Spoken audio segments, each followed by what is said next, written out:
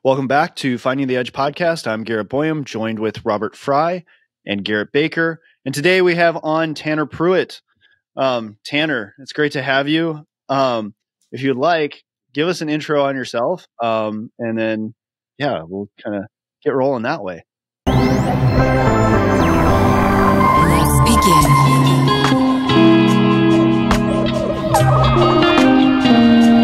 Analyzing. Finding the edge. Yeah, happy to be here. I'm excited to have a good conversation with you guys.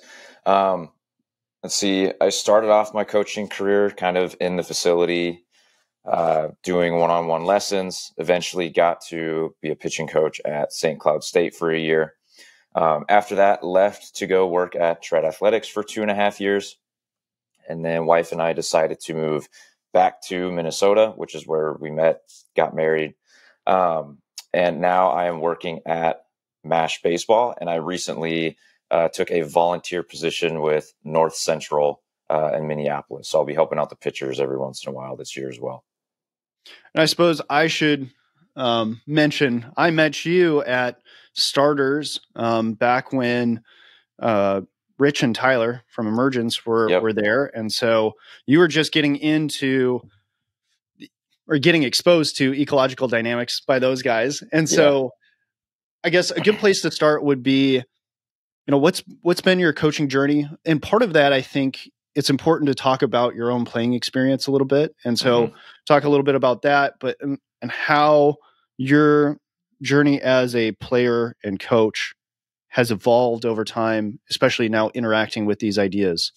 Yeah. So I guess, at an early age, I guess the best thing that happened to me, I guess, as far as sports goes, was I played as much as I could when I was young. So I was exposed to just anything and everything: baseball, football, basketball. I played soccer for a couple of years.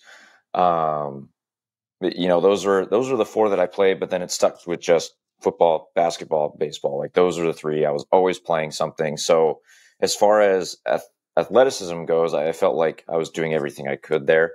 However, when it came to football and basketball, I had nobody, to teach me how to properly throw a football. I was a quarterback, or shoot a basketball. So I kind of learned on my own.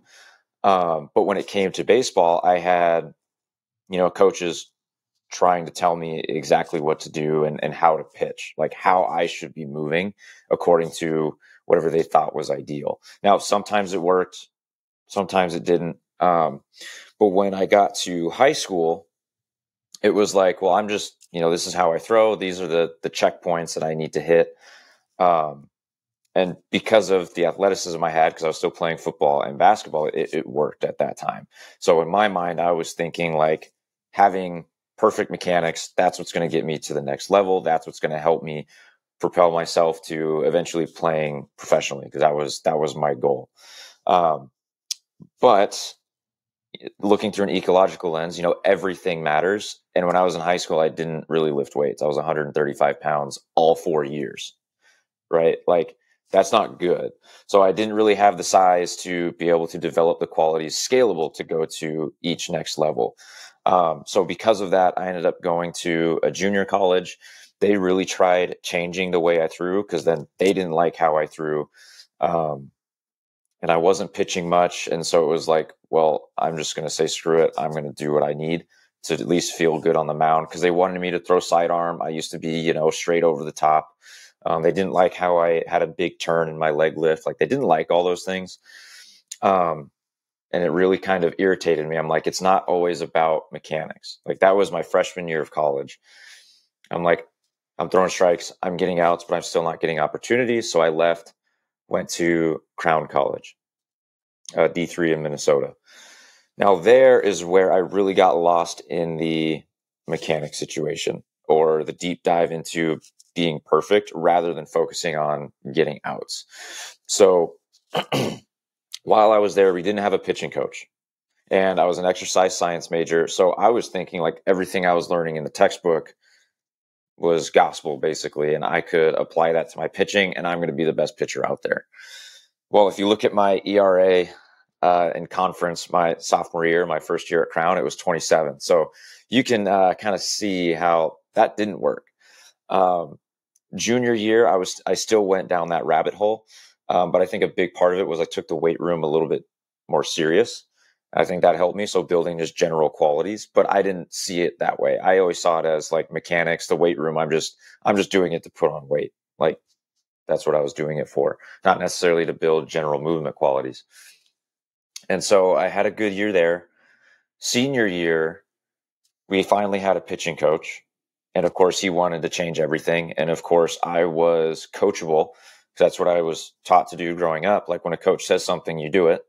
And I think the first half of the year, I had 12 walks per 9 because I was trying to fit this coach's mold. And halfway through, I had a similar situation as my freshman year. I said, screw it, I'm going to do me. And so that's what I did. And I finished with, I think, the second half of the year, it was like 10 or 11 strikeouts per 9. So significant performance increase when I was myself.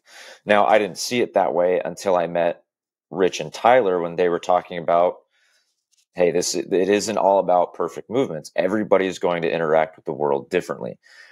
And because of my experience as a player, it clicked right away. Now, not necessarily all the underpinning ideas and the terminology. Like, I obviously didn't understand that. Like, I had no idea what affordances were.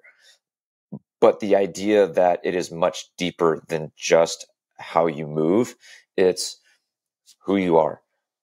What information do you find important? How are you going to move, or how are you going to, I don't like using the word interpret, but like, how are you going to bring that information? Like, what's meaningful? What are you going to do with it? How do you interact with those constraints? And to me, it made sense because every time I said, hey, I'm not doing what you want me to do, I'm going to do me. I'm going to be myself.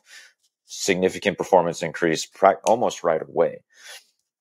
Now, as I continue to dive deeper into these subjects, things start to make more and more sense. You know, why I was so good in high school. Well, I was on a mound every single day, right? I was exposing to myself to slices of the game. Now, maybe not enough as I probably needed to, but being on the mound 6 days out of the week is a lot better than in college where I was on the mound 1 day a week. You know, so being exposed to certain things, it's like, oh, okay, so then it started going down. How many different things can I expose my athletes to now that I'm done playing? This was at Starters, Boyum, when I met you. And it was like, well, I don't really know, but they're on the mound every day, whether it's plyos or like throwing bullpens. So it's like, that's got to be better. And then it was like, well, what are they adapting around? What are they becoming attuned to? Well, we're throwing to 9 pockets. We probably need a catcher there. Like, you know, just because throwing to a 9 pocket is nothing like throwing to a catcher. And I knew that, but I didn't know why. As I begin to understand these things, then it becomes how much more can we expose them to while they're still trying to get better? Like, we don't want to just give them enough to where they're successful every time, but where's their challenge point? Where can we work through that? And I think as a coach, continuing to go over these things, continue to think about them. It's like, you know, now at MASH, you know, we're velocity testing, but we have catchers. We have a live stand-in hitter. They don't have a real bat. They have a handle because we don't want them swinging yet. Just because like there's too many things in the cages. We don't have enough space, which is a constraint that we're dealing with, but we're exposing them to a heck of a lot more in the second week of December than they ever have in their careers, right? Like I had a kid go, Coach, I don't know if we should really have a hitter in. I said, well, you're going to have to figure out how to throw to a hitter eventually, right? And he goes, yeah, I guess. I said, if you're worried about hitting him, you shouldn't be pitching. And if the hitter is worried about getting hit, he probably shouldn't be playing baseball. And he goes, all right, then I'll do it then. Like, just no big deal. He PR'd by 4 miles an hour and he threw 6 out of 10 strikes. So like that, not only did he like have another level of focus and intentionality with what he was doing, but it legitimized every number, because you can throw 6 out of 10 strikes and PR to a 9 pocket any day of the week. But when you add the stress of, oh, now I got to worry about a catcher catching it and there's a hitter in the box, I feel like it just legitimizes those numbers so much more because they're being exposed to what they're facing in game.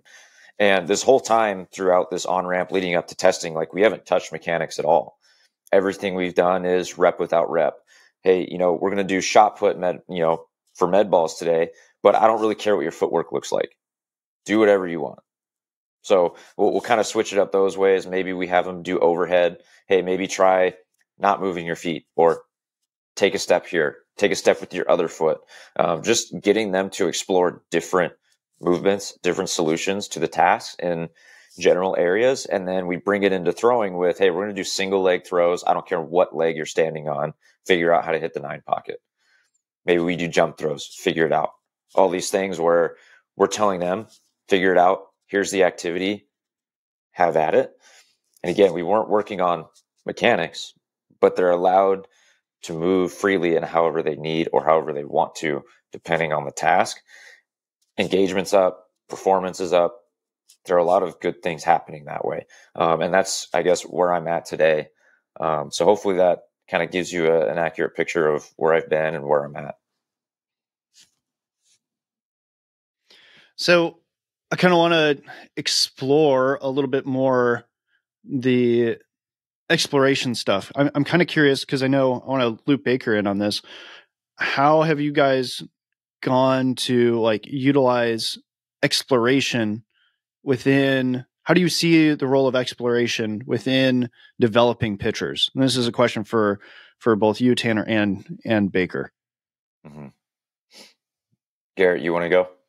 Yeah, I mean, first off, I'm fired up that we actually have a pitching episode right here. This is an exciting one. I feel, although the last one we did release, again, I don't know the order we're going to release these. I guess I slanted it towards pitching a little bit, but I know this stuff fires me up. I mean, I think a lot of what you said definitely resonated with me, Tanner. And I think anytime we hop on a call together, I feel like the juices get flowing, and I feel like a lot of ideas come out. But like even something, just bringing up like you talking about like the rep without rep and like changing up how they move every throw, and like we're not working on mechanics, but that's the one thing I think people may not be able to understand is how that could potentially influence your overall movement, even if you're not working on exactly the perfect way to move, right? And I think that's one thing I've seen, and just allowing people to have a little more freedom, maybe even if just regular catch play, but we're moving around and we're throwing different ways, but you have a goal attached to it. Like you're trying to throw it here every single time in the reorganization. And something I'll bring in there is like, and Sean Mishka really challenged me on this, but it's a reorganization of the system. Like perceptually, I have to connect differently on every single throw. Like just like my thoughts are going to be shaped a little different every single throw as we go. And we're organizing the cognition, the perception, and then the motor system all intertwined together. And I think that reorganization, and even just like challenging like the movement itself will be challenging how well you can just reorganize your intentions to that throw to be able to lock in and get it to where you want to go every single time. So I think that's really cool. Again, there's a lot of places you could go with it, but I think like that, and that's kind of one thing I wanted to ask you, Tanner, based on that, is like everybody wants like the change in movement, right? Like they want better mechanics, quote unquote. Like where are you starting to see, or how do you see like the rep without rep or the freedom of movement start to change that, or like how that potentially happens within the time scale? Like how does that actually take place? Because that's where people I think get stuck in this idea. So as I'm trying to understand your question. So I guess understanding, or you're asking about like when we do the exploration, how it transfers to pitching. How we see change in movement. Yeah, so like you'll probably see like them actually start to move a little better on the mound, and like so the quote unquote mechanics may look a little bit better than they did in some form or fashion, but we're not working on technical mechanics, right? So it's like that's where people get stuck, and I'm just curious to like your thoughts on that. Like where's it coming from? How does it happen? Or just like what are you seeing as you do it? Yeah, I think that when you allow them to explore and you give them the freedom when they get to the mound with that mindset, it's less robotic. Because almost every kid that I'm working with at MASH, they have had pitching coaches in the past where they need to hit these positions. I have one kid that has never been in a pitching program, never done lessons or never done group classes, and he PR'd by like 7 miles an hour, almost, or 6. in just 5 weeks of throwing on an on-ramp. And we're like, hey, we're just going to let it rip today. Batter's in the box. You got a catcher. Like, throw as many strikes as you can. You've got 10 pitches. His old PR was 81. That was last year in game. This year he hits 86. And I asked him, I was like, yeah, who have you worked with before? And he goes, nobody. And this was right after he asked me about working on mechanics. I said, honestly, with your age and you sat 85 and touched 86, I'm not messing with you. Like, that's my job right now. I'm not messing with anything. And with the other kids, it's like they're trying to understand that they don't have to fit this perfect mold. And as soon as they understand it, their plyos, when they throw plyos, it just looks athletic. It looks smooth. Now we only spend like 5 to 10 minutes on plyos. Give them just some things to do with it. Have at it. There's a lot of choice built in. But then they start to gravitate towards constraints or throwing activities that just feel really good. Gets them in a positive mind state. So when they go to the mound, everything feels good. They feel loose. They feel free. And they're not trying to hit these perfect positions. And then what I see is I start to actually see what kind of physiological constraints are at play when they're free. Because when they're trying to force things, it's not authentic. When they can move authentically, then you can start to see like, okay, this guy probably has a lot of T-spine extension, whatever. So that's something to look for. Like, if it starts to go away, maybe we start giving them more activities where they get back into some extension. Cool. And we can start to look at it that way, because when you look at, is it Newell's triangle? Do I have that right? Yeah. You have the organism, environment, and task. Well, and through an ecological lens, I see a lot of coaches going way towards environment and task and then ignoring the actual organism, right? Which you can't ignore any part of that triangle, but we also can't put too much stock into one over the other. But being able to see that. So then I can see like, okay, cool. Maybe we don't need to have this guy do a specific movement just because we don't need to force him into a certain range of motion that he just doesn't have. Like, give him something that he's good at, have him explore that. Now you can argue that, well, what if they need to open up range of motion? Well, do they? Do they really need to open up range of motion, or do we just need to get them ready to move on a mound? And if we can give them things that they are going to enjoy and going to be engaged with, then why not just give them what they favor or what they're good at already? If that makes any sense. Yeah, no, for sure. And I think something you were pulling on right from the get-go, talking about like it just opens them up and freely move authentically. And I think sometimes that's like the mechanic work, quote unquote mechanic work that guys need in general, because like all the fixed and frozen degrees of freedom, just because you're like chasing this ideal model. And I think that's the complete difference of what you're talking about. And like, I love the way you're approaching it, because once you see that, how they authentically move, then you might be able to see those physiological constraints that you could, okay, like this may be a rate limiter to you just physiologically, and that could be something that we could let you go explore over here, and you may find something over there. But even just in general, just allowing people to explore, and I think you wrapped it up really nicely. It's like that may just free them up in a way where they're just moving that much better, and the mechanics just change naturally because of that, and you get a better version of that pitcher just because you did that. And I always wonder like how many people need that, and just the okay to go do that, and you're going to see some of the changes that people were looking for in the first place. Because I think a lot of it, and I've always been interested in the idea of like getting or understanding what cues they've been taught early on, because that could directly shape how they move. And they're trying to force that, and like we never know that if that conversation ever happens, or you just never give them the freedom to go explore, move differently, since then they're no longer thinking about that. Oh, I had this coach tell me I need to sit deeper in my back leg, so this dude's overcooking that, and he's been overcooking it his entire life, and now he's in the spot he should never be in physiologically, and he's trying to move from there, you know. Yeah, and I think with most coaches through that traditional approach, you don't even have them asking the athletes questions. Like, it's just they tell them what to do, and hopefully the athlete does it. But like, there were kids that I was asking where, you know, they trying to work on their ideal hinge position. I said, well, what have you been taught? Like, what are you trying to feel? And he like couldn't answer, because one, I don't think he's ever been asked that question of what he is trying to do. And the only thing he could give me was, well, I've just told, like you just said, get deeper. And I said, well, what if we just didn't do that? And he couldn't comprehend it. I said, let's go grab a bat. We're going to take a donor activity here. I said, I want you to swing this bat as hard as you can. And he did it. I was like, okay, now I want you to do it again. But when your front foot lands, I want you to freeze. And so he did it. And I said, how does that feel?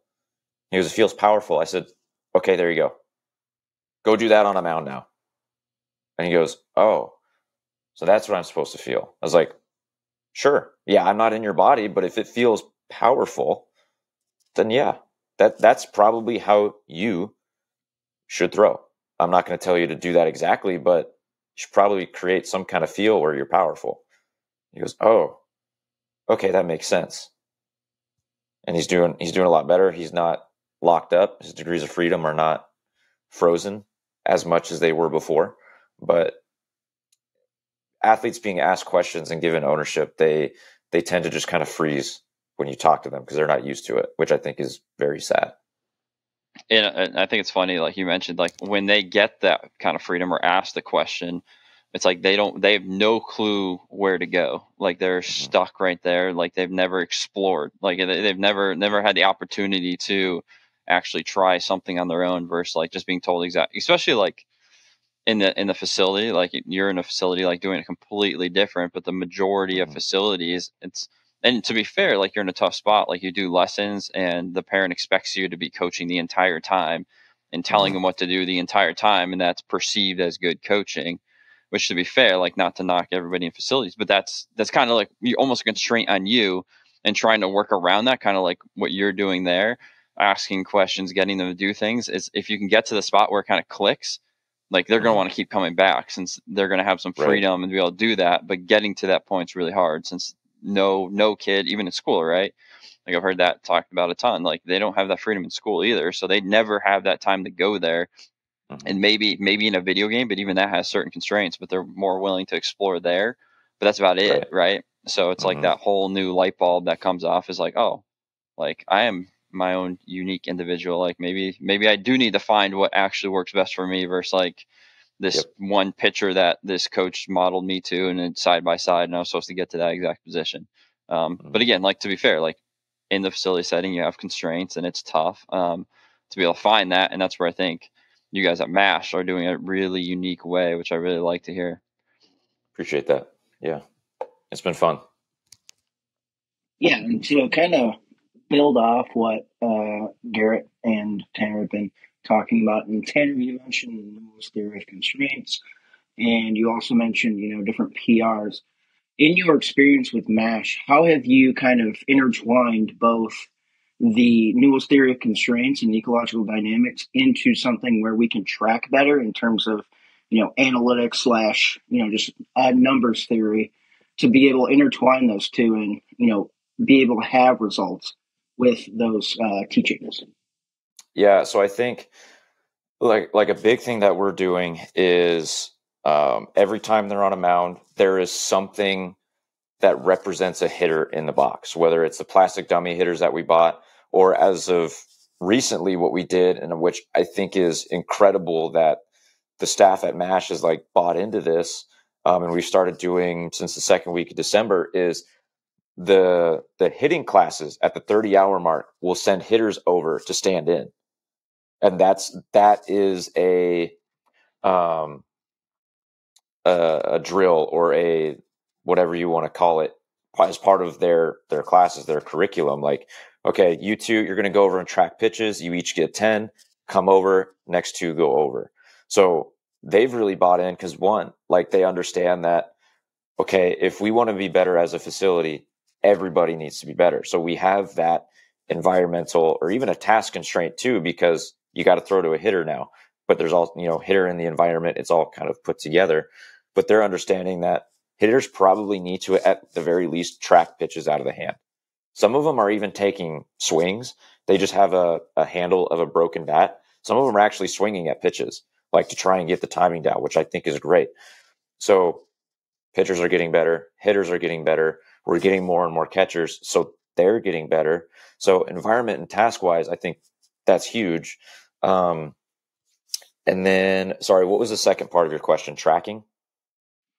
Yeah, like how does tracking that kind of, the PRs, the strike percentage, how does that help within your kind of that nuanced theory of constraints? Yep. So what it shows us is, okay, they gave us their old PRs, right? And so, okay, that is your in-game PR. That's the most accurate, the best picture we're going to get from you, how hard you're throwing in-game. Now, I don't believe that velocity is everything, but unfortunately, a lot of these college coaches, like, if you don't throw X miles an hour, they're not going to give you a look. So it is, I think, part of our job to at least help them get to that next level best as possible. But for example, there were two extreme cases that we saw. One, this kid's old PR. He told us it was like 80, I think it was. He's like 15 years old, 15, 16. And he throws to a batter in the box and he's 75. And I asked him, I was like, hey man, like, how's everything going? Like, are you feeling all right? He goes, honestly, coach, that hitter in there is messing with me. I said, okay, well, there is our starting point, because he only threw maybe 2 out of 10 for strikes. And his average was way down. And so it was like, okay, so this tells us that this is our starting point for you. We really need you to spend more time in this environment, right? So that's big for us. Like, there's a lot of anxiety as soon as a batter's in the box. Then I found out the PR he was giving us was into a net 10 feet away, not full distance. So there's that. The other extreme case was that kid that never had a pitching coach, and he PR'd by like 6 miles an hour.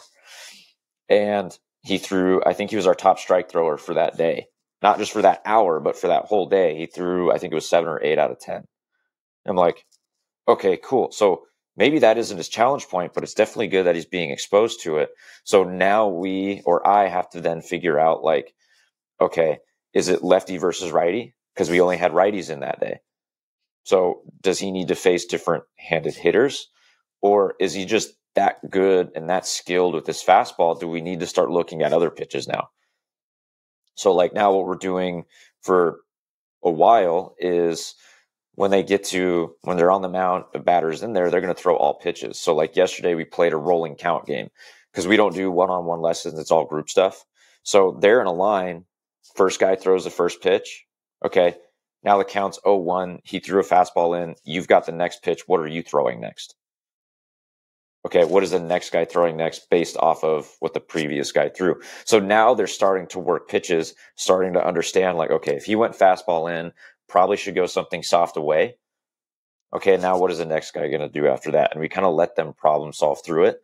So then now I can really start to see, like, oh, that guy yanks his slider every single time that he tries to go to the outside. So he probably needs to look or start the pitch somewhere else, because he keeps yanking it 10 feet, catcher can't even get to it. So then we can start to see, do they struggle with certain pitches? Do they struggle in certain counts? Do they struggle with certain hitters?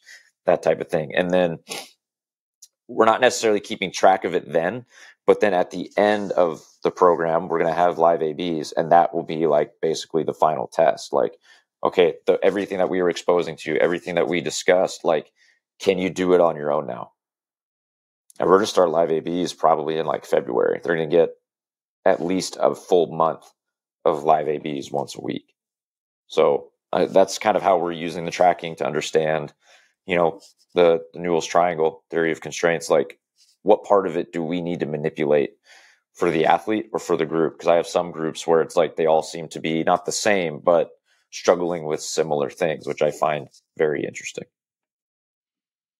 And I found it pretty interesting that you have like these different pitchers come in for essentially one pitch. Just say, hey, here's, pitcher X through this pitch, previously pitcher Y through this. So I wanted to ask, are you, for those instances too, are you incorporating a catcher and a batter? As much as we can. Yeah. So the tough part with catchers is it's an open sign-up sheet. And sometimes there will be 3 catchers, and sometimes one catcher will sign up and he doesn't show. So this is the first year we're doing it. I got here like 2 weeks before we started our off-season programs. So we weren't necessarily able to get all of that figured out right away. But for the next winter, we kind of have a pretty good idea of, okay, we need to do this and this to make sure we have what we need. But as often as possible, we're getting a catcher. And basically, we just tell the hitters, hey, at the 30 mark for these hours, this is when we need you guys. And they send them over. And what I like about your thought process of incorporating the individual task environment constraints when like using numbers to analyze this kind of stuff, if you don't have all three intertwined, you can't really put a clear model Mhm. behind it because you're missing out on some key ingredients.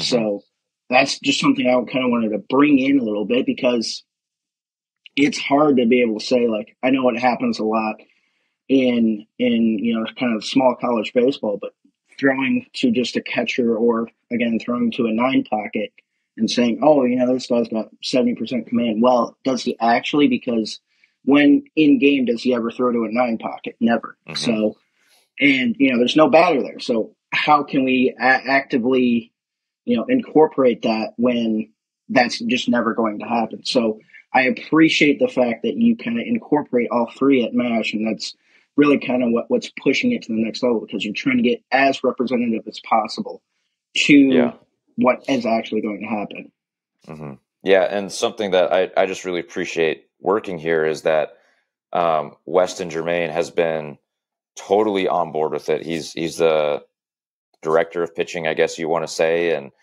he's like, look, like this is what we need to start doing. And I was like, sweet, this is what I do. Like, perfect. Like they were on board basically before I even got hired, or at least Weston was.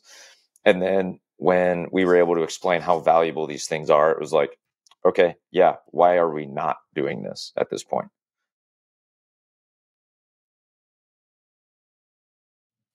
That's good. I wanted to kind of loop back. I mean, there's so many different ways to go. We can go actually down like the tracking, and analytics side of things. I mean, there's one at some point I want to go and talk about biomechanics because that's something that we touched on. But I wanted to at least go back to exploration for a second and just for me, what I've seen or just noticed when thinking about this whole idea and this concept of rep without rep, what I tend to notice is that, okay, the idea is rep without rep, like different every single time. But I think sometimes it's about finding, because each rep is going to have its own subtle nuance to it, just by the mere nature of the fact that, previous experience or things that have recently happened are going to influence how we're perceiving the current environment. So just by that small change alone, not to mention that the fact that like your fatigue level or your energy level is going to fluctuate moment to moment as well. You have all these different things. So just by that alone, you're going to get some variation. But what I've noticed in my own practice design and interacting with athletes or just watching athletes naturally try to explore, you give them sort of a, like, hey, I want you to try to do this rep without rep.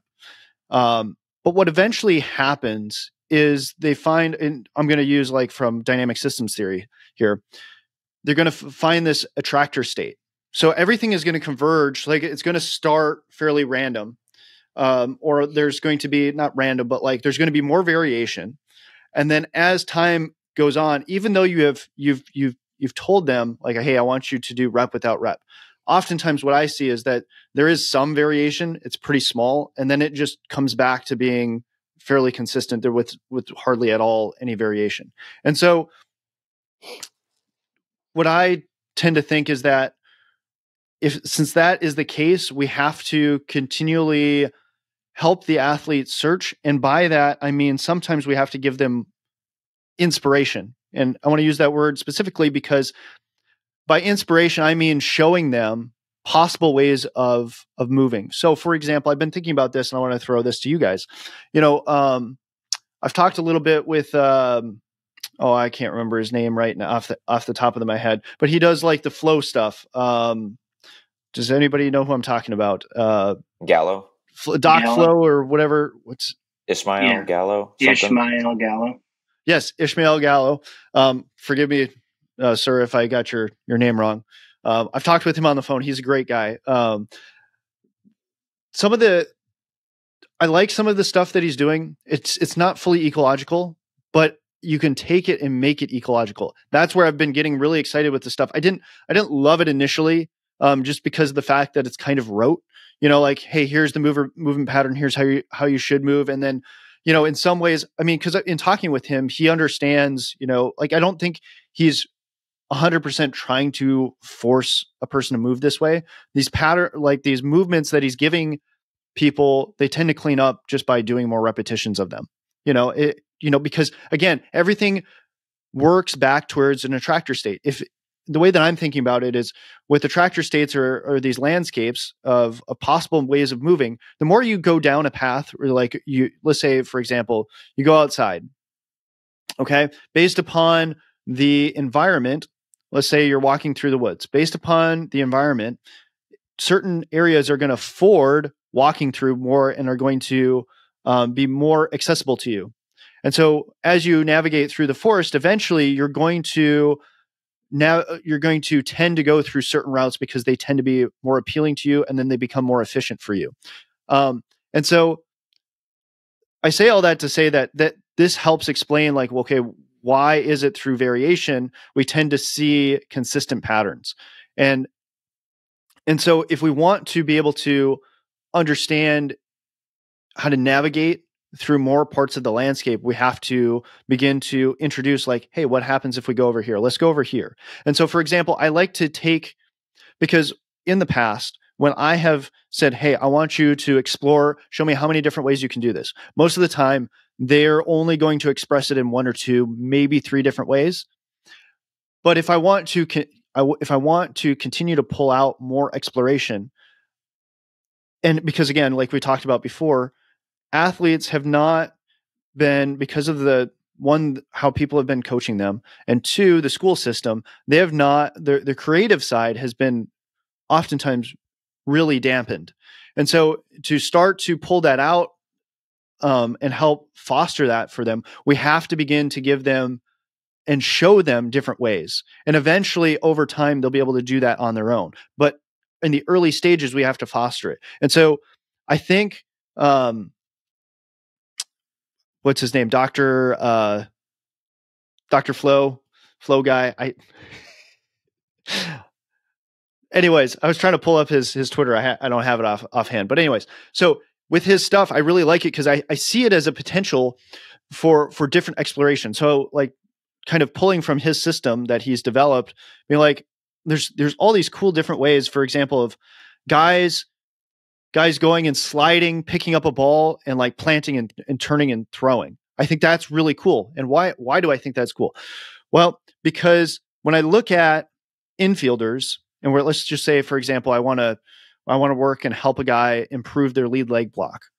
Well, if you watch an infielder go to their backhand and then have to quick plant and throw, oftentimes they block really, really well. And why is that? To me, it's because of the constraints of that movement affords blocking, like having a really good lead leg block. And so as a result, like, okay, if I want to help a player explore blocking, lead leg blocking, maybe I put them in different environments and like, okay, how can I kind of do this? To me, this is where it gets interesting. And just as I'm thinking about this, okay, what if we actually turf, how at Tread, they have, those banks and mounds, that are all wood, right? Well, what if we actually turf that? And then all of a sudden we create this like mound or hill, and we can start doing different things and different explorations on it. So one being like, okay, I slide in, I pick up the ball like he has, and he like spins and turns and then throws it, quick. So like, to me, like, how many different ways can we explore when we start to manipulate the environment? I see it as being harder, with your traditional mound, portable mound. It's just not enough space. But so that's to me like, could we explore? Because I know I'm even thinking about DCTC for a second here. We have these kind of like low hills and slopes that are outside the field. Like, how can we begin to utilize our space a little bit better for exploration and throwing, and being able to throw in different ways off different slopes? Because obviously there's a place for this athleticism for pitchers, right? Because of your PFPs. Like, how can we make PFPs more interesting? I think, starting to think about it in terms of like infield plays and throws and all that sort of stuff is one thing. But for me, anyways, that to me is what I think is important when we begin to utilize exploration for players, is that we sometimes have to shift either the intention or the task constraint a little bit and shift their attention to be able to explore more of the space, the possible ways of moving a little bit more. And so, because I think if we want to see players begin to express more athleticism on the mound, they need to also have explored more athletic ways to move. And so, because what has bothered me a little bit is that everybody talks about athletic throws for pitchers, and all it is a jump throw. And it's like, well, that's actually a very small, narrow band of throwing. Like, yes, you do have to be athletic to do it, but there's more ways to be athletic than just a jump throw or throwing from one leg. And so for me, that's where I've liked what's it, Dr. Flo. I want to see if you actually, Ishmael Gallo. Dr. Gallo. I can actually pronounce that well. So Dr. Gallo, his stuff. Like, I think that's a good space to like borrow inspiration from, is like the system that he's worked really hard to put together. I think, there's a lot that we, from an ecological perspective, could borrow from what he is doing and like adapt it to more of an ecological approach. So if you guys are not following Dr. Gallo, it's at Flows Doc on Twitter. So anyways, that's my little rant there. I'll let if anybody has any thoughts, jump in on that before I switch to the next thing. I'll just touch on this real quick. It's something I've been thinking a little bit about, and it was from a graph that Keith David showed. I believe it was him in the SMSC. Whereas the attractor wells, was you brought those up. But to be able to be a creative and more innovative or authentic mover, right? The deeper we get these movement wells, right, the less creative we're going to be able to be, and less like unique and novel we can be. And I think especially what you're talking about, I think that's the same with us as coaches, as being able to expand our toolbox a little bit, because we'll create these deep wells of how we coach. And like, athletic throws, we maybe make it a little more shallow, where it used to be like perfect rote repetition, and we'll do a jump throw, but not doing the same thing every single time as a coach, or deploying the same thing and being able to us explore a little bit.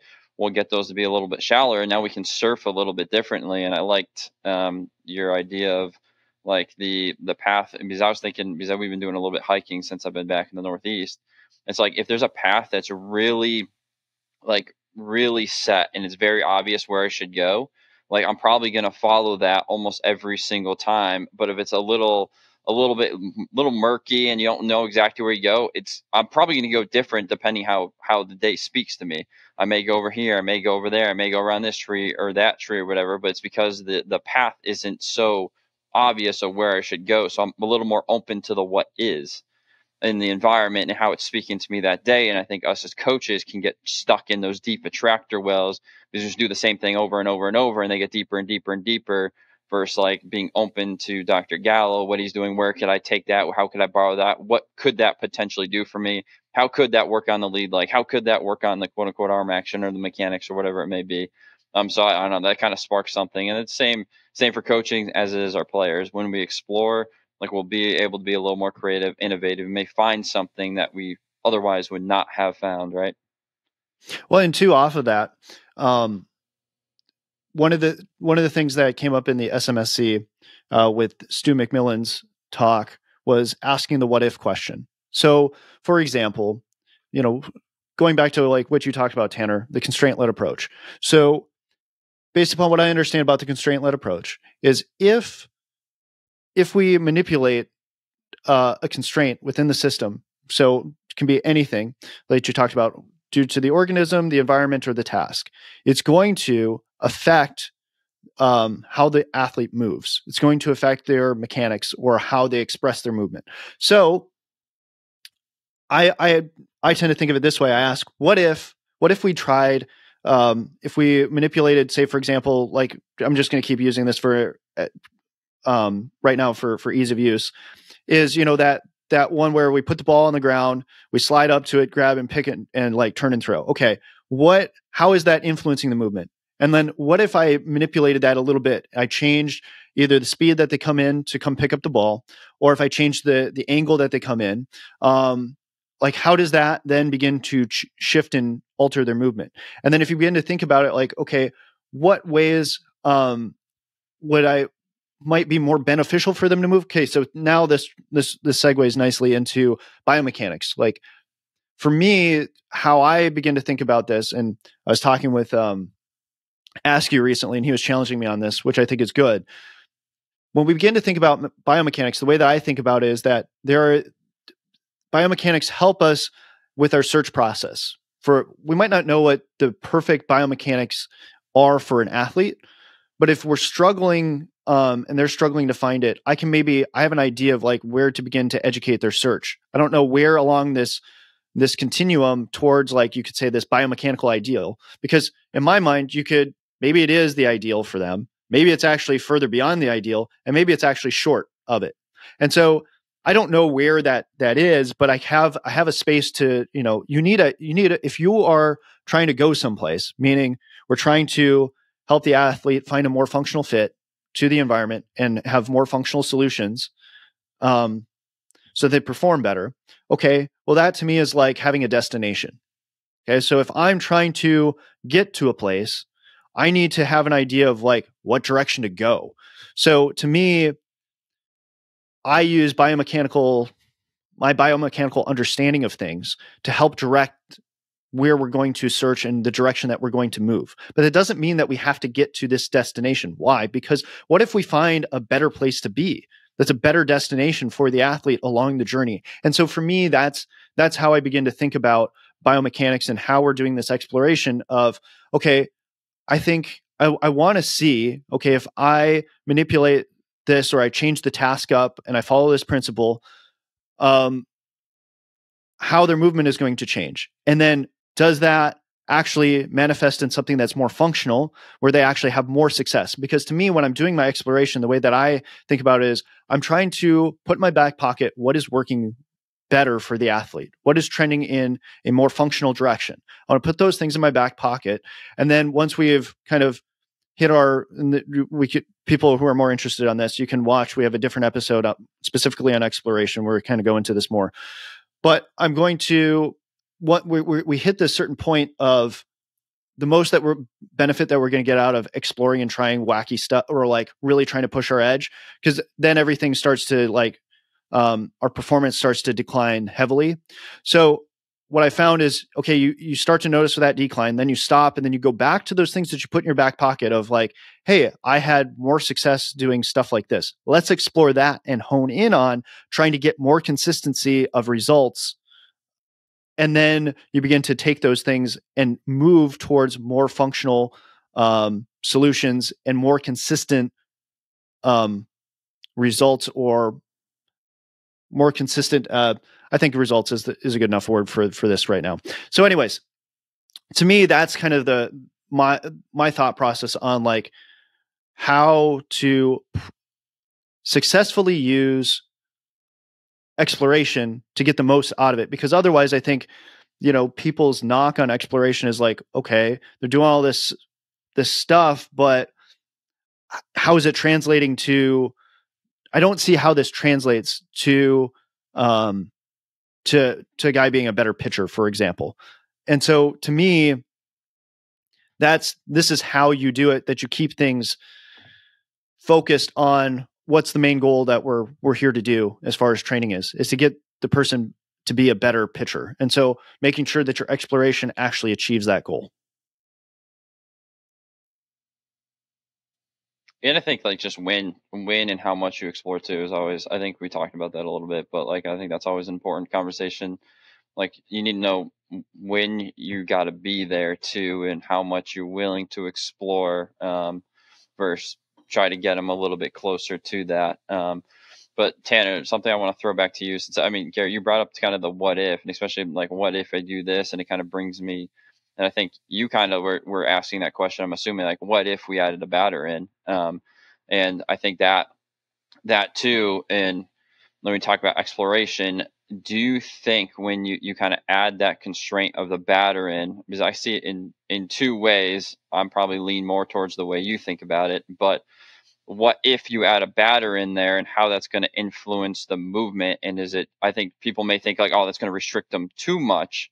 Like when they're going and working on anything, basically like, all right, we're trying to throw as hard as we can.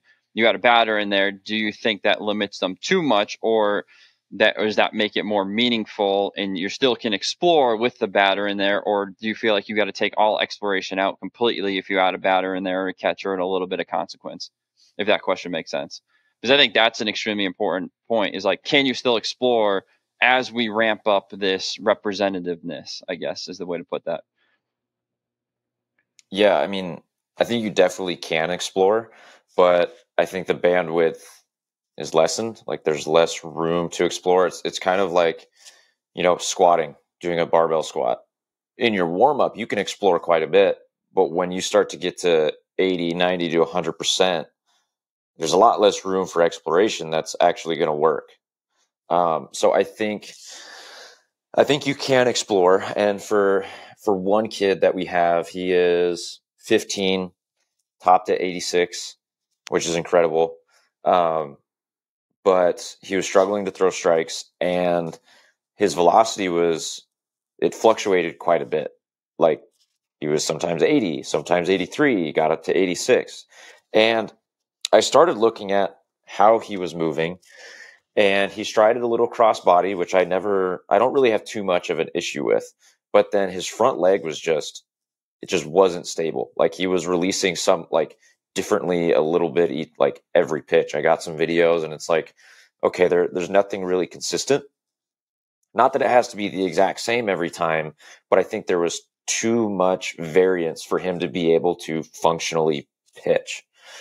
And so what we're starting to do now is experimenting with landing spots.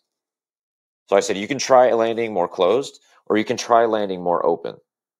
And I said, I think landing somewhere a little bit more open is going to help you out, because of when you land, your whole front leg bows out to that side to try and allow you to rotate and throw the ball. Sometimes you rotate decently. Sometimes you don't rotate really as much as you probably need. So it's affecting how you release the ball, which then is going to affect where it goes, how hard you throw it. So we do it in plyos, we do it in med balls, and now we're doing it on the mound with hitters in there. It's like, hey, can you open, or can you stride a little bit more open? If that doesn't work, maybe go a little more closed off. Like figure out what's going to work for you. And this was the first week that we did it on the mound, because testing was last week. So we've been doing it in plyos and med balls second half of last week, and we did it yesterday with them. And it's like, okay, your velocity was pretty much in the same area the whole time, and it looked like you were throwing some more strikes, and it looked like your front leg was a little bit more stable. So I think he was able to explore to find something functional, and then now he's, like Garrett said, like he's honing in on it. Like he's getting better at it to be more functional. Did he get up to 86 again? No, but he also wasn't feeling that great and was sitting 83. So I would call that a good day. Throwing some more strikes, a little bit more stable, just looks more comfortable. So I would say all in all, I think you can explore, but not as much of a bandwidth as a more general activity. Does that make sense? Yeah, no, for sure. And I think Okay. too, you can explore in different ways. I guess something I've been kind of thinking about, especially as you kind of make it more representative, is like, what are we exploring too? Right? Like, I True. think there are definitely things, because I think a lot of times, again, I guess we're slanting it towards biomechanics here for a second, but like I think we get stuck on the biomechanics, right? But you could start exploring like different thoughts you could potentially go into the pitch. Like, what's my intention going into this? You could play with that or there, or you could feel like, oh, why why don't you set up this way or this speed or that speed, and different variations of those. And there's still room to kind of explore and play a little bit, even with it's a little higher representative. At least that's something I've been kind of dwelling on. It's like, where does the exploration live if we want to make it more representative? Because originally in my mind, and this was a flawed view, with kind of like, you ramp up exploration, you ramp down representativeness.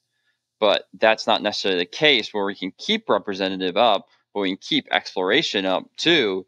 It may look a little different. Like, obviously you probably get a little dangerous, and parents may stop bringing it if you like are letting this guy like try every different kind of move in the book while there's a batter down there. Like, that's probably not where you want to go.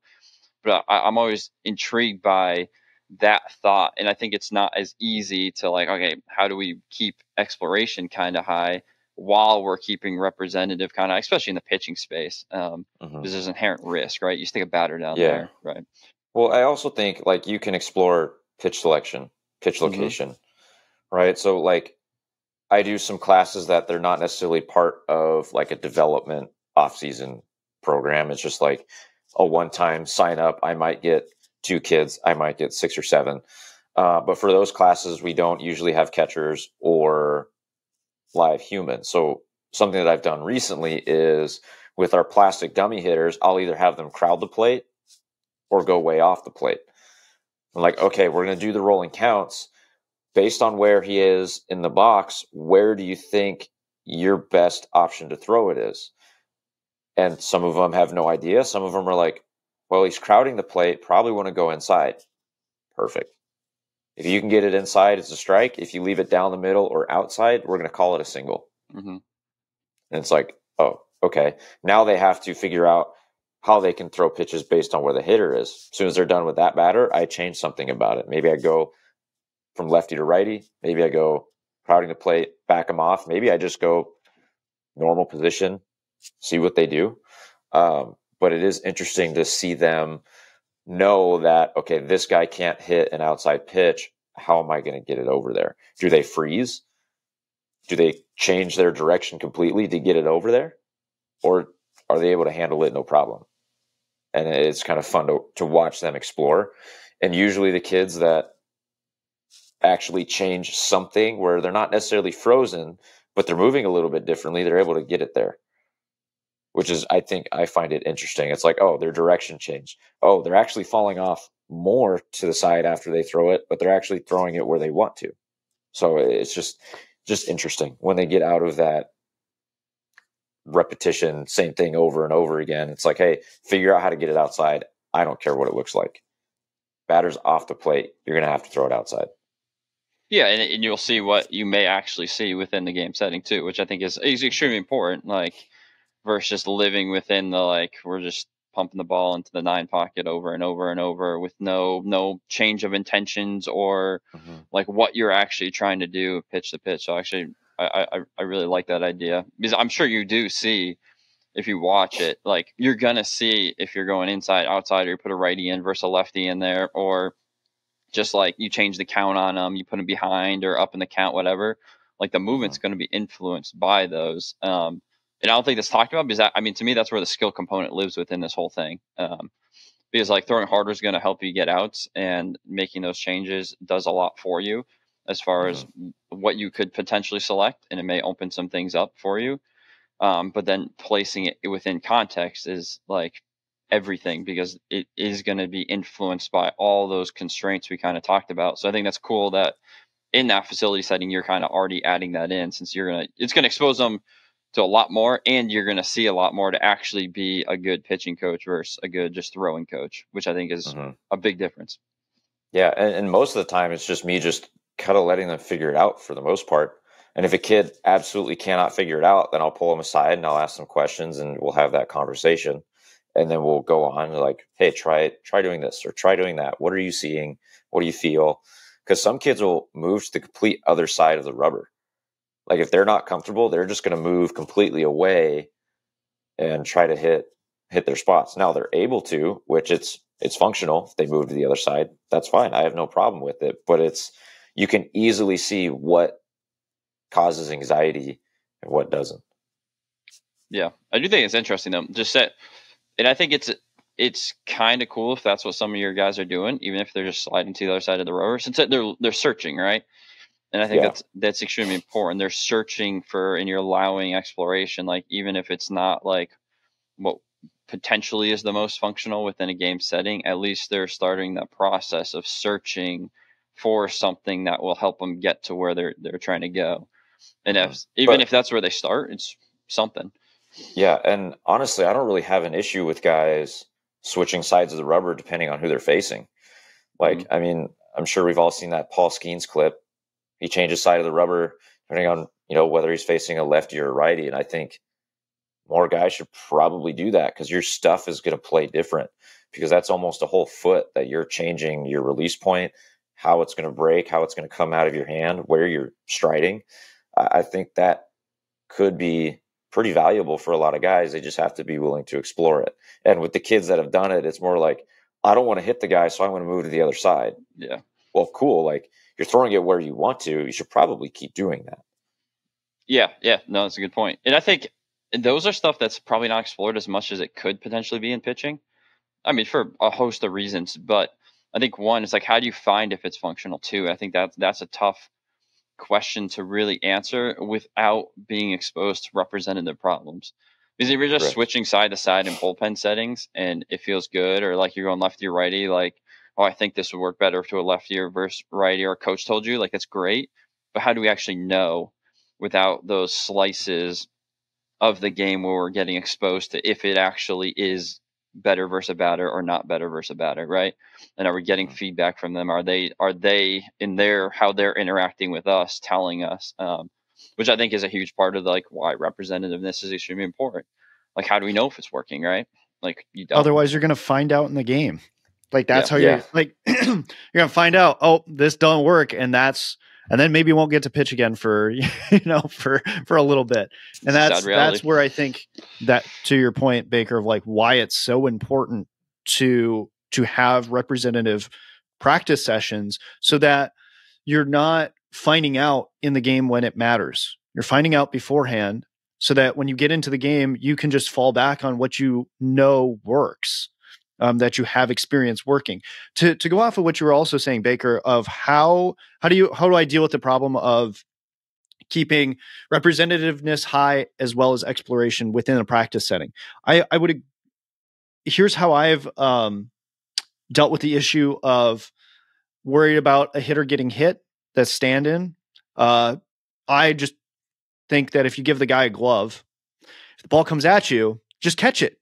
Like, all these guys, right? Who if you're, we're not talking about little kids, right? Who, it's iffy whether or not they can catch the ball. But once you get to a certain level, everybody can catch a ball if it's thrown at them.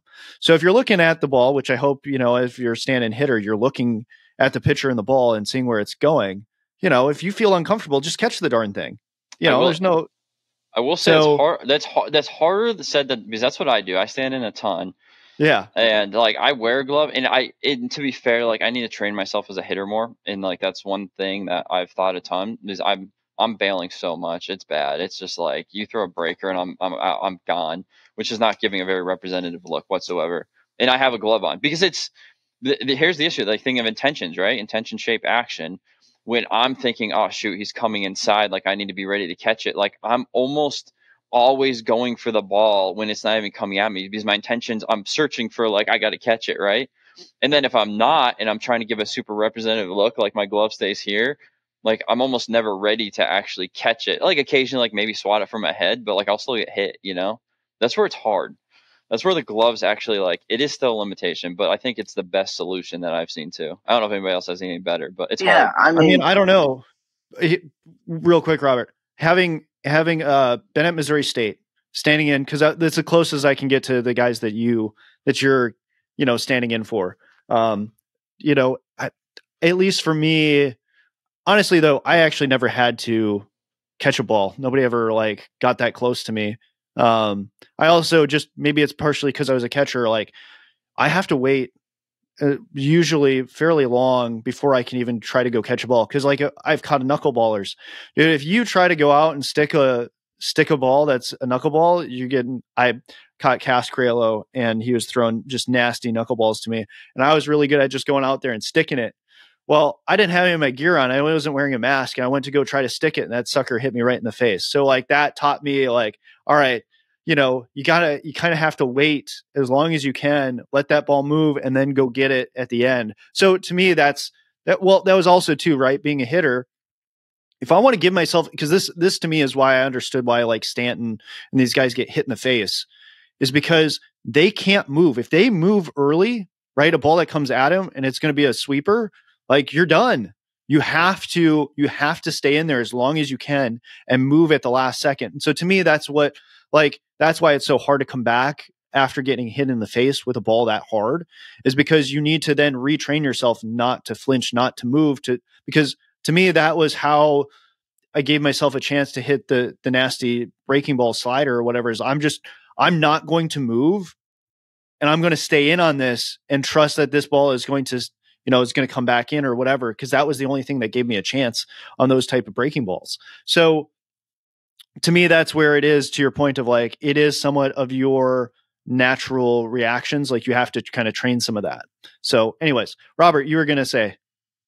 Yeah, it's basically the same variation of what you and both Garrett's have said. So, yeah, like intention shapes action. So, like if you anticipate a fastball coming in, and like out of the hand it looks like it's a fastball, but it ends up being a well tunneled slider, then what? You're going to catch the ball before it breaks, and then it does not become as representative, and that's kind of like a poor feedback system for the pitcher then, because then they'll be like, oh, it's going to hit the batter.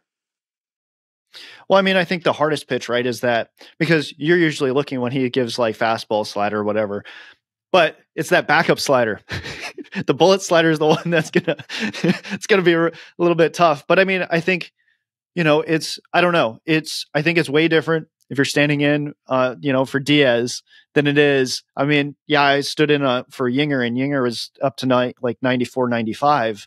With a good slider, but I don't think, I don't know, it's different, right? Like he had good control. It's different than like a young Dominican kid who's still, is 18 and trying to get a feel for the zone. Whereas like when I met Yinger, he was like a junior. So like there's something different about that. So I get it. It's not easy, but I think for me, it's at least, you can put a catcher's mask on. I don't know, I think we shouldn't let the challenge of the ideal get in the way of trying to find creative ways to make the ideal work. Yeah, I think maybe this is where like calling myself out, like as a pitching coach, and maybe this is an idea all pitching coaches should be doing, is like we should be training as hitters a little bit to be able to give a little bit more representative slices. And I think that's something when seeing Sean and Tyler do their in-person at the SMSC, like they are trying to give representative looks to the football players. And I'm like, I can't necessarily give a representative look to a single pitcher. I will get my doors blown off. You throw a breaker, I'm out of the box like that. Right. Like, so it's like training like a hitter may actually be the best thing I could do as a pitching coach. I should see more pitches. Maybe I should be going off a machine, whatever. Again, how much time do I have? I don't know if I have that much time, but like there should probably be some investment in that as far as like my coach growth, right? And that's something I've been thinking about this offseason, is how I could potentially do a little more of that, just because, again, like I'm not giving as representative of a look, and like they might find functional solutions against me that they thought it was nasty, and then you actually put somebody who can track a ball. Again, like Garrett, you were actually a hitter, so like you're probably a little bit better than I am, right? So just something I've been dwelling on for us pitching coaches. But on that point, what I've recognized, right, is for me, I've had to learn how to pitch, right? If I want to help hitters, I have to learn how to pitch. Mm-hmm. And I think, you brought it up. Like if we begin to, study our opponent, begin to inhabit the life that they live, all of a sudden now we have more insights. Because to me, I think it's fun as a more of a hitting guy to go to like a pitching conference and to just listen to how they talk about how to get hitters out. I mean, they're basically giving you their playbook. Like, hey, we want to go, how our school thinks about pitching is attack that low and away corner. We want to pitch guys away, low and away, to get ground balls, whatever. And you're like, okay, so then we're going to get good at hitting low and away, I heard one big league coach talk about like, yeah, we just tell guys to throw it down the middle. Now there's a reason for that, but I was just like, because he was saying, well, because, only 11% of those balls down the middle end up as hits.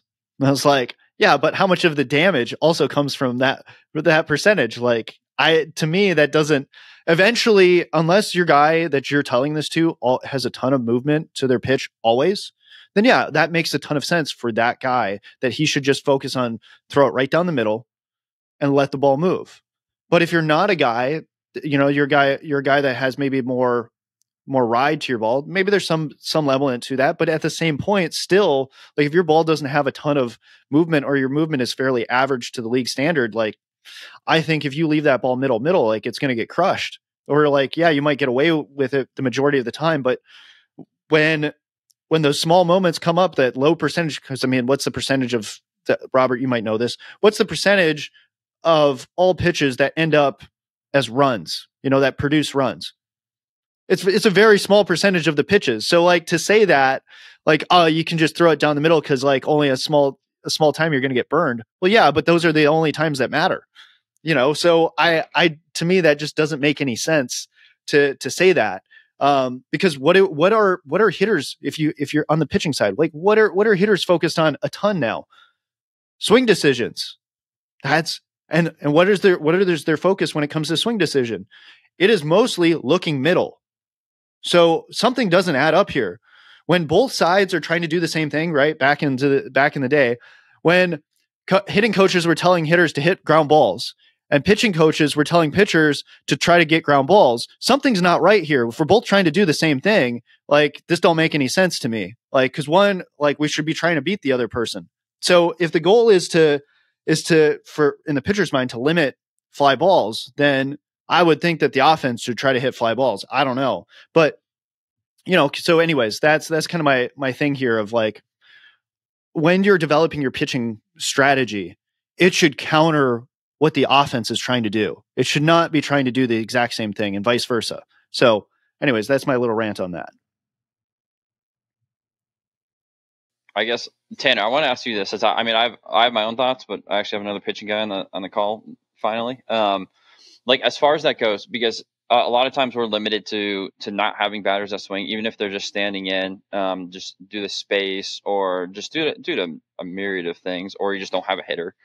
How do you help your guys necessarily train that aspect of it, where like you're still trying to get an out and there's still like the batter could be behaving in different ways based on how you just pitch. So if you're doing like potentially a simulated count or whatever, since if it's in a non-representative slice and we don't have people swinging, how can you potentially continue to still work some of those things even without that? Because I run into that all the time, and that's where I've been trying to think on ways to do it a little better, even if I have the constraint of that. Since that's an excuse, like, oh, I just didn't have a hitter, but I still think there's got to be better ways to get it done. Yeah, I probably don't have the greatest answer for you, just because like at MASH right now, we are making it pretty representative. But I will say, like, if we don't, some of the things that I've been doing, especially with those one-time like drop-in classes that we do, like we'll play like pig or something with the 9 pocket or like a point system game. And so like pretty much everybody can throw it either up in the 9 pocket or like in the middle. So then what they'll start doing is they'll start calling like, oh, you got to hit the left black frame. So they're trying to live on the edges. Or if we have the standing dummy hitter and it has like an orange string hanging from the arm, so they'll try to hit that orange string. And so as pitching coaches, we like it because how many hitters actually like hitting the inside pitch? Not many. They don't like hitting it. So if they're going to continue to try to hit that orange string, well, now they have more practice throwing it inside. So I haven't really been directing, I guess, their attention to a hitter when there isn't one, or trying to do it, because most of the kids I'm working with just don't have the mental capabilities to try and think through that yet, because they can be 9, 10, 11, 12 years old, And it's like, how deep do I need to go into this? Or do we just need to just try and get better at hitting targets in general? How can we make that a game?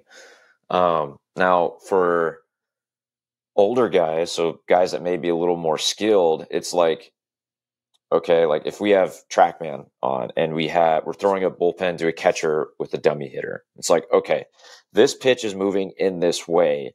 You probably want to avoid throwing it in these locations. So like that's kind of how I would go that way. It's like, okay, you've got a righty in and it's a lefty on the mound and your cutter is 90 to 92. You probably want to live inside with that, because if you leave it out over the plate, it's basically the MLB average. Hitting 92 isn't a big problem, and it's going to go right into the barrel. You probably want to live glove side with that pitch just based on the profile. If it's got good carry, hey, it's probably going to be more effective up in the zone. So let's try and figure out how we can set that pitch up. And then we practice setting it up, go to live ABs when it's appropriate, and then we try it there. And then it's like, okay, did that work? Okay, if not, why didn't it work? Okay, if it did work, was it because of how you actually set it up? Or did you miss some spots and that somehow set it up just as well? Or like, was the hitter you were facing just not to your skill level?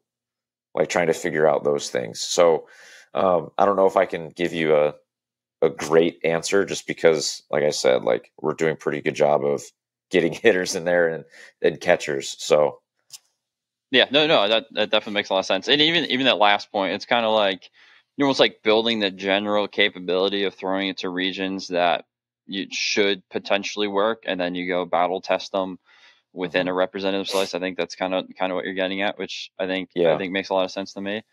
And I guess I'd open this up to everybody. So I mean, this is, and I could be completely wrong in this, but something I've thought about, almost to challenge the idea of like your 10, 11, 12-year-olds, and not necessarily adding any form of context and just trying to hit a target. Like I've always wondered, and I don't have an answer. I could be completely off on this, and it's just me wondering because I'm not currently working with that age group. So like I could be completely off base on this, but training at that age, if they're on the mound and they only were to throw pitches as if there was a quote unquote batter in there and the pitch is to get an out, like would that help them as they continue to go up levels transfer that quicker? That's just something I've thought of. Again, like it was quick thought since I'm not working with that, but like imagine again, this is like the perfect setting, and maybe my son will go through this and he'll be my dummy as we grow up. But like if he's on the mound, even if I don't have a catcher or a hitter, but I say, all right, I want this fastball in a way that you're going to try to get a righty to ground out, or you're going to try to get him to swing and miss or get the ball above his barrel, or I want you to try to like get the inside part of his bat in the zone on this pitch. Like I always wondered if that's the only way they threw pitches, if once they get into game it's that much easier. Could be off on that, and it may not work. The intention may not be there, and they may not be able to control those pitches, maybe frustrate. I don't know. But I that's always something I was curious on. But that's a long time scale project that I would have to go down. But I think there could be something there. My initial thought is that if they're young, right, like with my kid, it's not going to work with regards to if they don't have the experience, right? So they need the experience in order for them to even understand that context. Right. So like say they played of facing a hitter, and seeing those different things before you can introduce that. So like, for example, I mean, I've taken stuff from, what other people's experience, right? Like Driveline or Lance, talking about just trying to throw the ball hard. Like that's the first one of just learning how to throw the ball. And to me, it's not, I don't use the word hard anymore. I say fast, because if I say hard, a guy's going to probably tense up more. And if I want him to throw fast, that means something different. And so I at least tell my kid to either swing the bat fast or to throw the ball fast. And so that to me is just how I'm initially talking about it. Or then maybe I might educate his attention. So we have these. So actually, Tanner, this is another thing that might be fun in your setting. I got for my kid for his birthday 2 blow up, like punching or kicking bags or whatever. So when you hit them, right, they come back up. And so what made me think that I wanted to get this for him was we're outside playing, and there's like a sprinkler hole or whatever, and he took the plastic bat that we had and shoved it in there. And then he had like a ball and he was trying to like just knock it over. So we played this game of like throwing it and trying to like knock this thing over. And then we'd have to go and set it back up. I was like, well, what if I had a thing that just like popped it back up? Because it became this game of, at least for me, I throw the ball, and if I miss it and I don't actually hit the thing, I have to go run and get it. So all of a sudden, this becomes like, I was thinking about this, like a fun conditioning activity for pitchers of, we have this target, you throw the ball and you try to knock the target over. Well, if you miss, you have to go run and get the ball. And so, in a way, it becomes this conditioning thing, or even too, if you hit it and the ball bounces off, whatever, you got to go run and get it. So now it becomes this game that becomes a form of conditioning where the further I throw it, the further ball, or the harder I throw it, the further ball is going to go. So then I'm going to have to run further to go get it. And then I pick it up. And as soon as I can, like I get set up and I try to hit the target again. So it was kind of fun because now all of a sudden there's these different ranges. So if I don't throw it as hard to try to knock it over, well, then my next throw, if I miss, is going to be closer. So it's going to be easier. So anyways, I thought that was, like you could come up with so many different games though with this like thing that you can hit and knock it over and it'll like bounce back up. So that was at least my initial thought, going back to what you were saying, Baker, is like, it comes back to where are they skill wise, like, and then trying to educate their intention or attention to meet the athlete where they are. And so for me, like sometimes like, cause Ezra will throw to me and I'll hit off of him. And sometimes I have to tell him like, hey buddy, you got to throw it lower, so I'm educating his intention there, or, I'll put that knock up thing, up and it has like a little target. I'm like, hey buddy, try to throw it right here. So sometimes it's those things of like, but I don't always tell him that. Sometimes I'll just simply tell him to throw it fast and just see like, cause maybe he's naturally attuned to a target and it's fine. Because there's sometimes too when, how old's your son now, Baker? He's like 1. Yeah. 15 months. 15 months. So, early on, it's just right where he's at. Hey, throw it. Right. I say the same thing to Obi. He's just like, throw the ball, just throw it.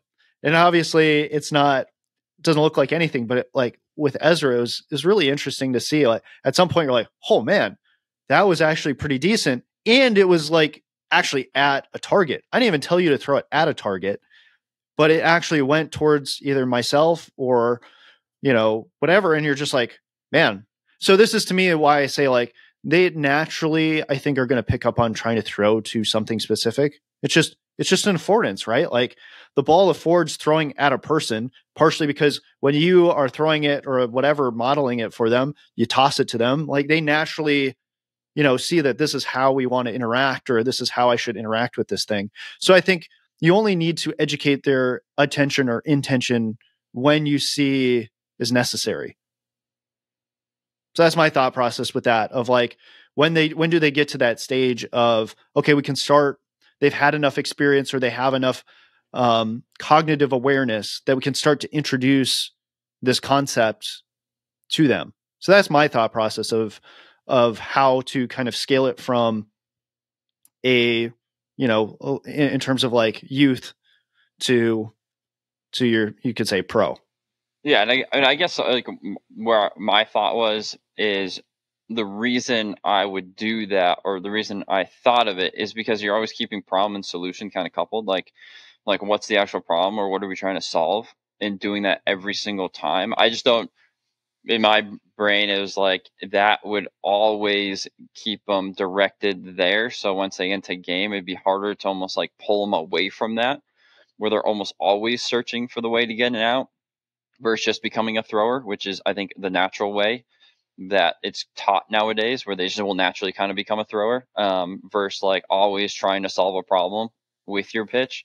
And I just wondered, again, this is kind of like one of my thoughts when I was like, how can I make the most creative pitcher possible? Like as far as the development path, this is where it kind of sparked. I was like, I wonder what kind of creative ways they may potentially come up with if they were trained in this way. where every single pitch was to get an out in some form or fashion. And if the development would look a little differently.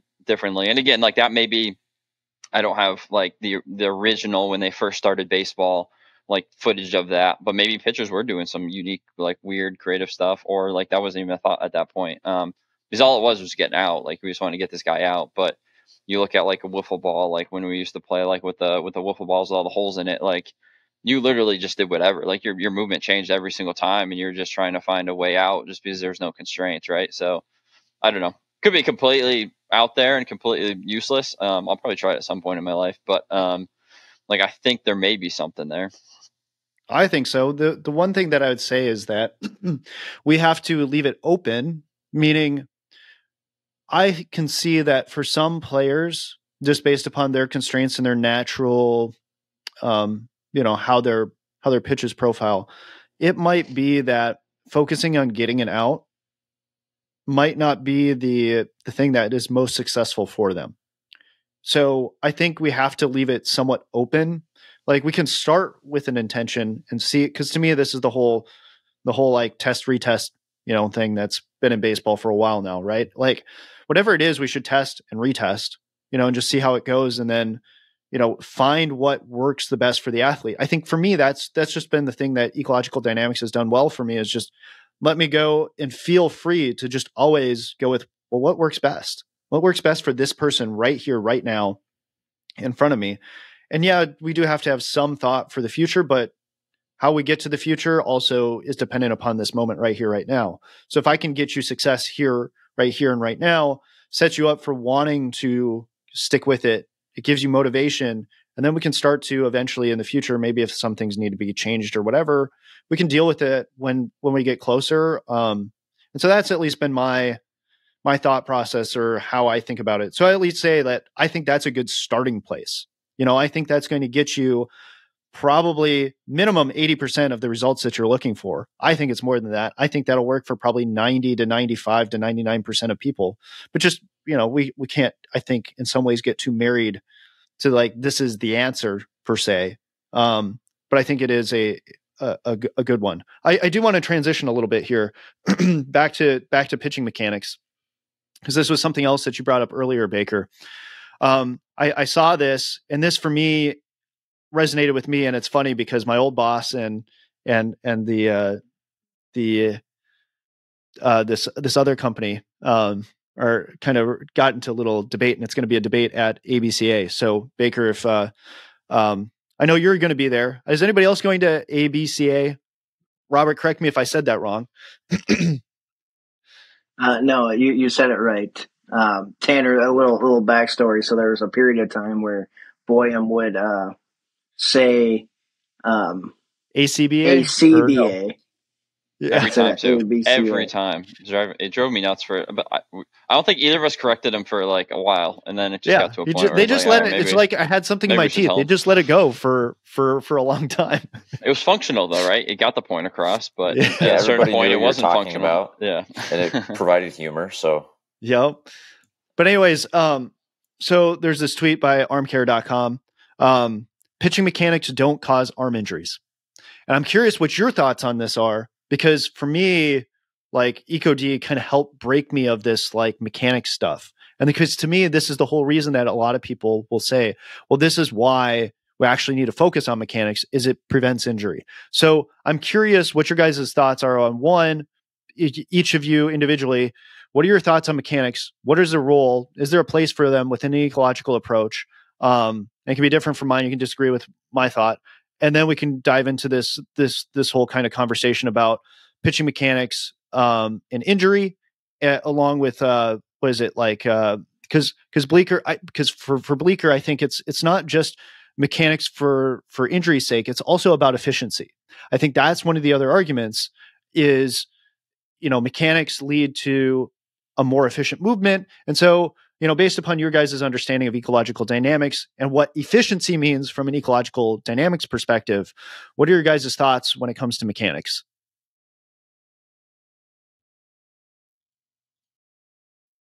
I would pretty much agree with that tweet. I believe. I don't think it's a mechanics thing. I think Rich actually kind of begged a question. He goes, is it a mechanics thing or is it a workload thing? Is it a poor workload?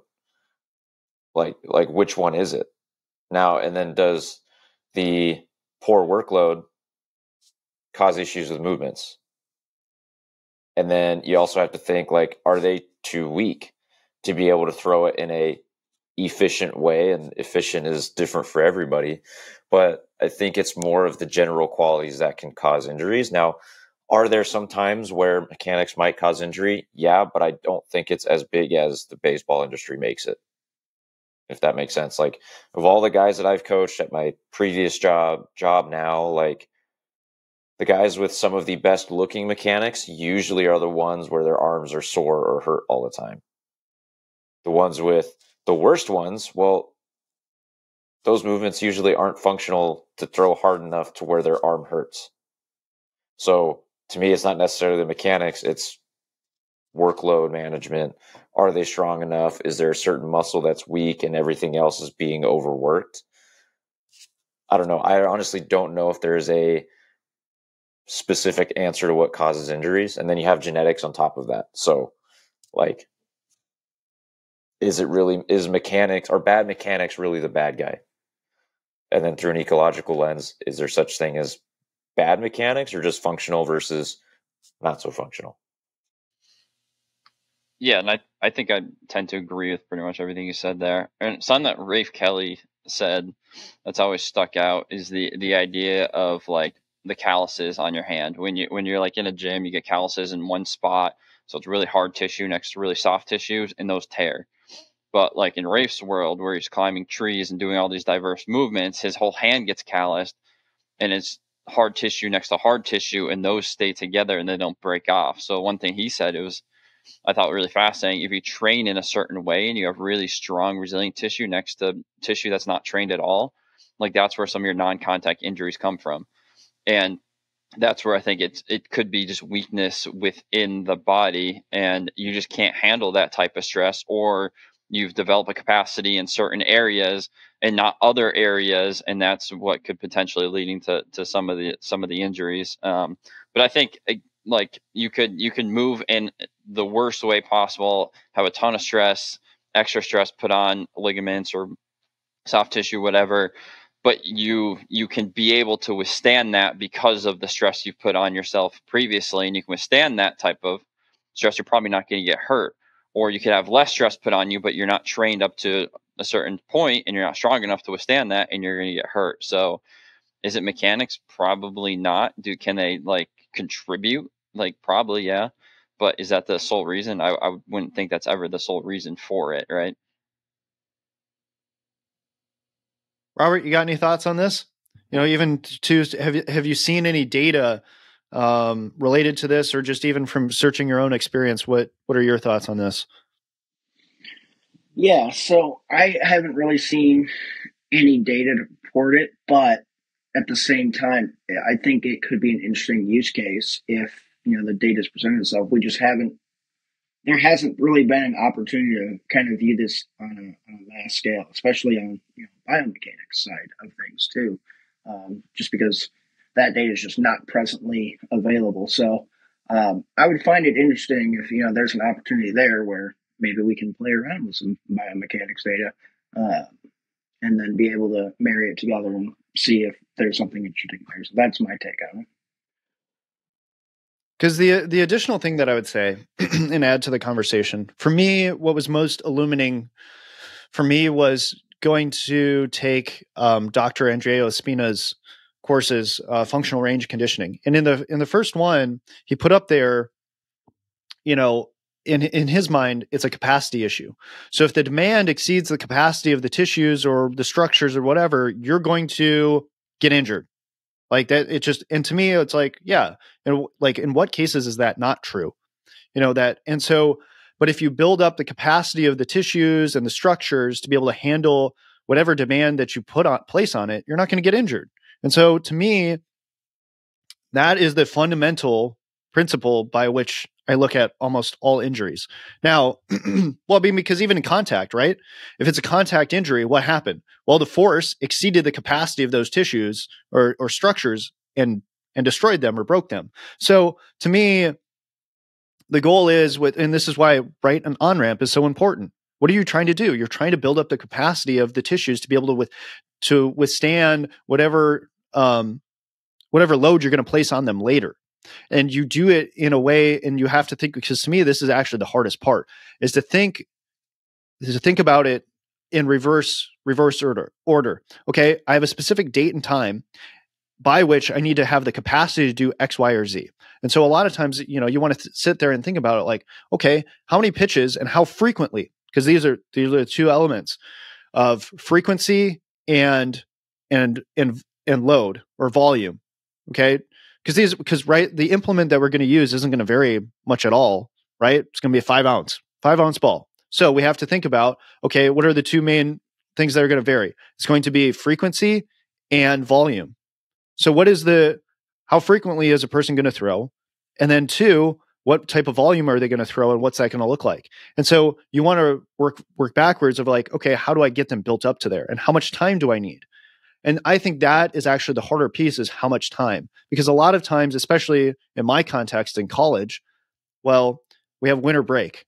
And winter break can be anywhere from 3 weeks long, maybe 2, but generally you're looking at like 3 to 5 weeks long of an athlete right before our season, just gone on their own, doing whatever, who knows what, right? You can give them something, but this is the other thing too of like shutdowns. It's like, how long can I shut a guy down if I need him to be ready by a certain date?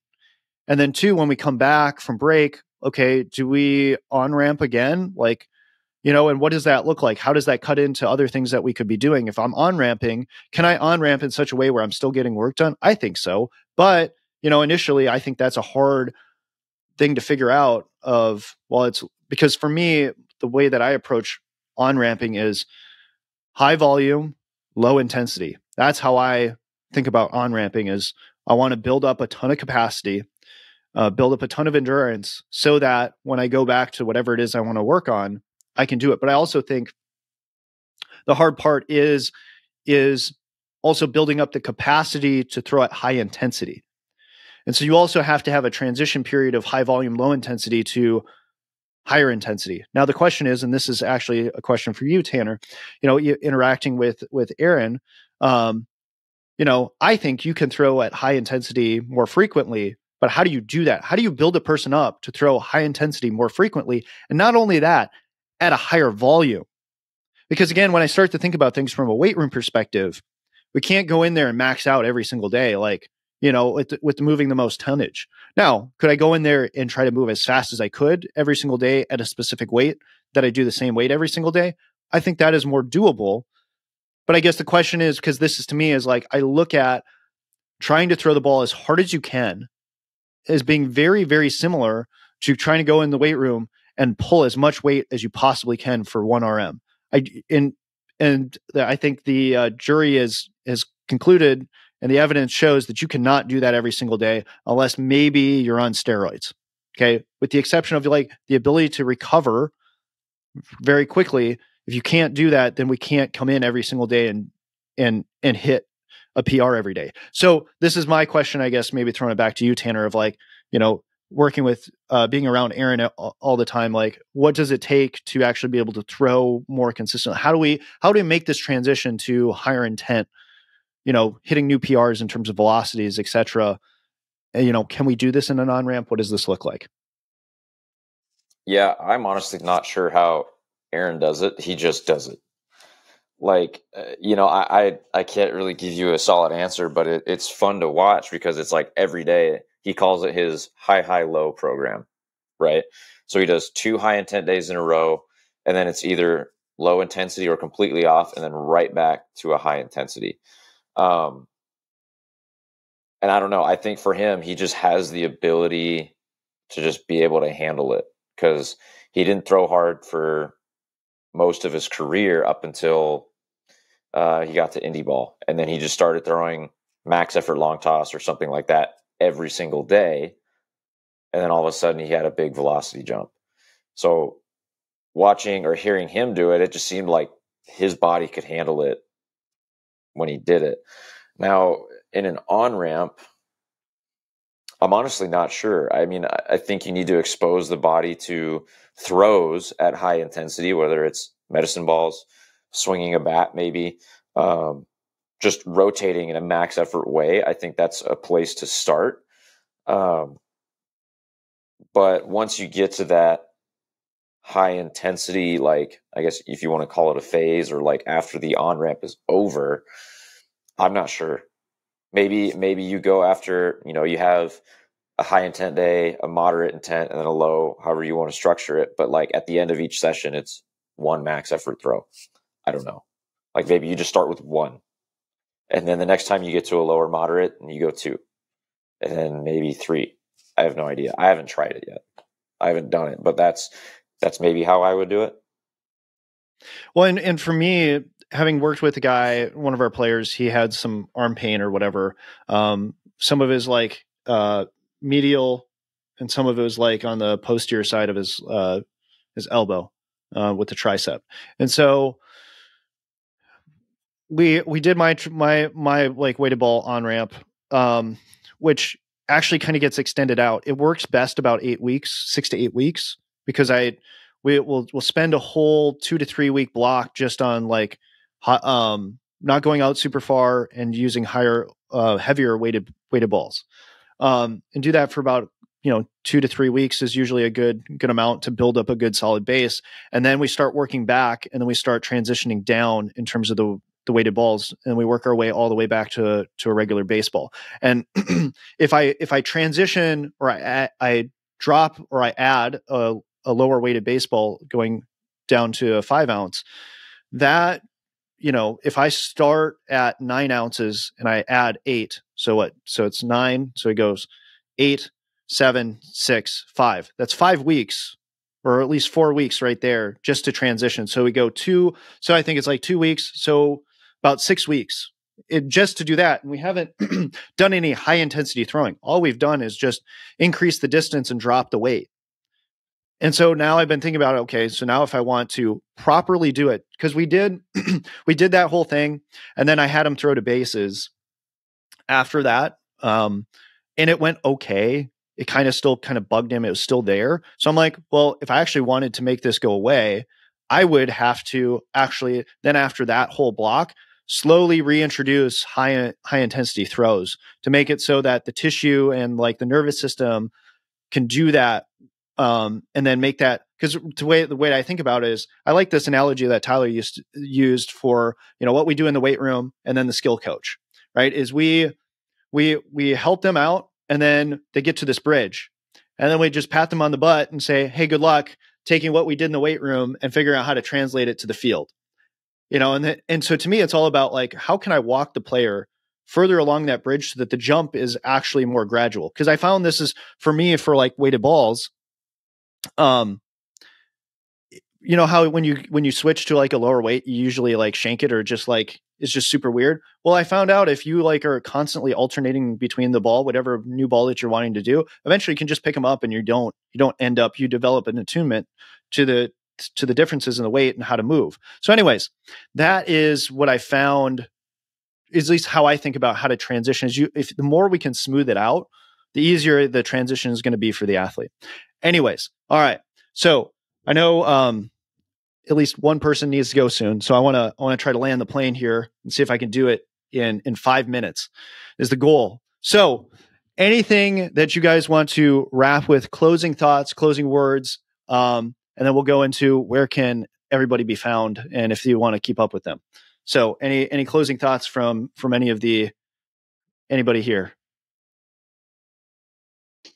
I mean, No? I guess the only thing I'll say is I hope anybody who's made it this far in the episode takes what people are doing over at MASH as an example, what you could potentially do at a facility, and actually change it up a little bit compared to your traditional model, add representativeness into it, like encourage freedom, actually create some authentic movers on the mound, since I don't think you see it often, and I think a lot of people are scared to try it within that setting. So I think they could be a really cool model going forward of how to potentially do it. So I'll kind of tip the hat again, only hearing it from and seeing it from afar, but from what I'm hearing and what you're kind of talking about, Tanner, I think this would be a really cool place for people interested in these ideas that work in a facility to gain some inspiration of how they could potentially go do it. And then, Tanner, where can people find you? And then also, too, are there any resources that you would recommend? It doesn't have to be specifically about EcoD. You can plug EcoD stuff. It could be to do with baseball, or it could not do with baseball at all. Like any resources that you recommend that people check out. Gotcha. So yeah, if people want to follow me, Instagram is TJP_training. That's just one I kind of have fun with. You get a look at what I do for myself training wise. And then on Twitter, TJ Pruett 2310.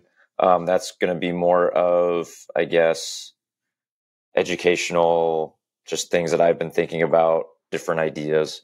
But as far as resources, going to be honest, really anything from Emergence I found extremely valuable.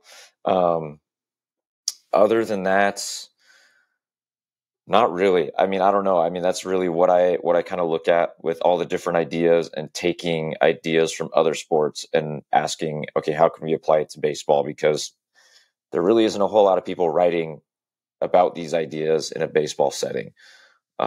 So I would say anything from Emergence, and you're pretty much going to be set to at least get started into these ideas. Within 60 seconds, could you speak briefly on your experience and your thoughts on the Movement Academy? And because I know both you and Baker did that, I'm curious if you have any thoughts on that. Yeah, I really liked it because I had already been looking at these ideas before I started Movement Academy for probably 1.5 to 2 years. So them being able to be like, okay, this is what you understand. This is where you're at. Let's look at some of these ideas that maybe you're still struggling with or you don't fully grasp. And it was nice to be able to have that one-on-one or two-on-one conversation with Sean and Tyler to be able to actually like, okay, this is where I am.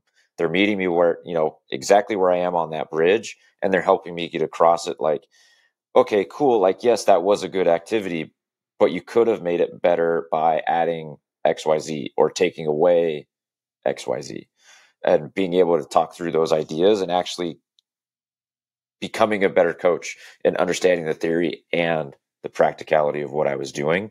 And then being able to hear in the big group discussions about what other coaches are talking about. It's like, oh, I haven't really thought of that idea in that way because I thought I had a good grasp on it. But hearing somebody else's perspective, it's like, oh, okay, I can see where that comes in. How can I tie that into who I am? So extremely valuable. I felt like it was the equivalent of, I don't know, maybe a college level course, maybe, or even higher, maybe like a master's level. I don't know. I just know that the amount of information and education I got was probably worth more than what I paid. Sweet. So on that note, if you want to get a small discount on some of their courses, not the Movement Academy, use the code EDGE7 to get 7% off. And so without further ado, till next time.